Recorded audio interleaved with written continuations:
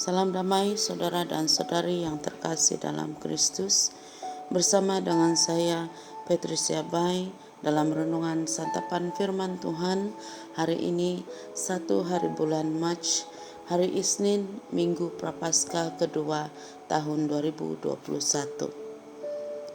Pembacaan Injil hari ini diambil dari Injil Lukas bab 6 ayat 36 hingga 38. Yesus berkata kepada murid-muridnya, "Hendaklah kamu murah hati, sebagaimana Bapamu adalah murah hati.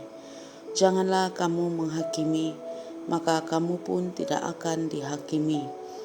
Dan janganlah kamu menghukum, maka kamu pun tidak akan dihukum. Ampunilah, dan kamu akan diampuni. Berilah, dan kamu akan diberi. Suatu takaran yang baik dan dipadatkan, yang digoncang dan yang tumpah keluar, akan dicurahkan ke dalam ribaanmu. Sebab ukuran yang kamu pakai untuk mengukur akan diukurkan kepadamu." Demikianlah Injil Tuhan. Terpujilah Kristus. Saudara dan saudari, pada kebiasaannya apabila seseorang itu baik terhadap kita, secara otomatis kita akan berpikir untuk menerima orang tersebut dengan baik dan bersyukur atas kebaikan yang ditunjukkan olehnya. Namun selepas seketika kita mulai menerima sikap baik itu dengan ragu dan sangsi. Pastinya kebaikan orang ini ada niat yang tidak baik. Kejujuran yang ditunjukkan mempunyai tujuan memohon balasan atau hanya menunjukkan kebaikan. Bermula dari pemikiran negatif seperti ini, kita mulai bersikap defensif. Suatu sikap mempertahankan diri kita sendiri dengan menganggap orang lain adalah tidak sebaik diri kita sendiri. Dari situ, kemungkinan kita akan mulai bersikap acuh tak acuh terhadap orang lain, bersikap kasar, sombong, tinggi diri, dan memandang orang lain tidak sebijak diri kita. Apa yang lebih menyedihkan, sikap ini akhirnya berkembang menjadi sikap agresif, seperti pembuli atau tidak ada keinginan langsung untuk membantu orang lain yang berada di dalam kesusahan. Saudara dan saudari, karena sikap seperti ini sudah menjadi kebiasaan di dalam diri, kita menganggap bahwa Tuhan sentiasa memahami apa yang kita lakukan.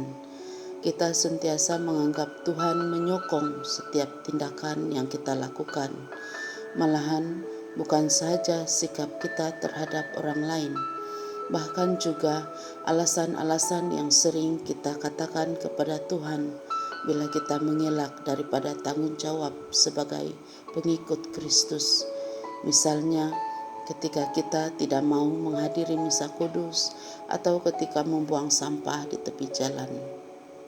Ada 1001 alasan untuk satu perbuatan. Saudara dan saudari, pembacaan Injil hari ini menegur kita dengan tegas dan jelas. Apa yang kita perbuat terhadap orang lain, demikianlah Bapa di surga akan lakukan terhadap kita. Maksudnya, tidak ada sebarang alasan pun yang dapat membantu kita melepaskan diri daripada penghakiman Allah Bapa.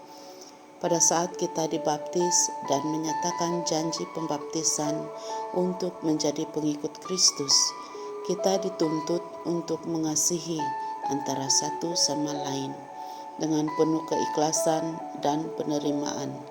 Kita diajar untuk hidup seperti Kristus, penuh kerendahan hati, dan sentiasa memberi perhatian terhadap keperluan orang lain, serta berusaha memberi bantuan sedaya yang kita mampu tanpa sebarang alasan. Semua nilai kasih dan kesungguhan yang ditunjukkan di dalam setiap perbuatan kita Itulah pula yang akan menjadi alasan Allah Bapa untuk mengasihi kita dan menerima kita, dan akhirnya menjadi alasan kepada Bapa untuk menyediakan satu tempat untuk kita di syurga. Marilah berdoa.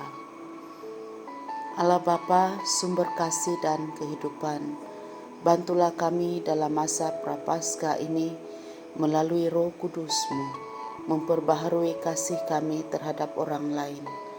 Bantu kami untuk bersikap lebih jujur, terbuka, dan mau saling membantu sesama kami dengan lebih ikhlas, agar pengorbanan Kristus dan darahnya yang tercurah bagi kami tidak akan menjadi sia-sia.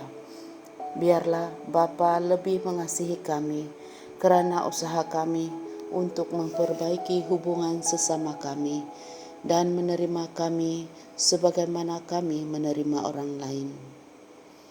Kemuliaan kepada Bapa, Putra, dan Roh Kudus, seperti pada permulaan, sekarang, selalu, dan sepanjang segala masa. Amin.